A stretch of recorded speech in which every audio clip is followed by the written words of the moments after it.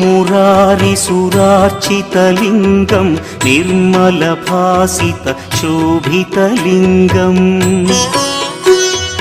जन्मज दुःखविनाशकलिङ्गं तत्प्रणमामि सदा शिवलिङ्गम्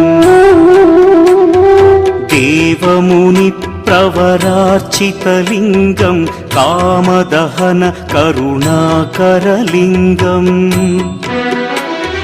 रावणदर्पविनाशकलिङ्गं तत्प्रणमामि सदा शिवलिङ्गम्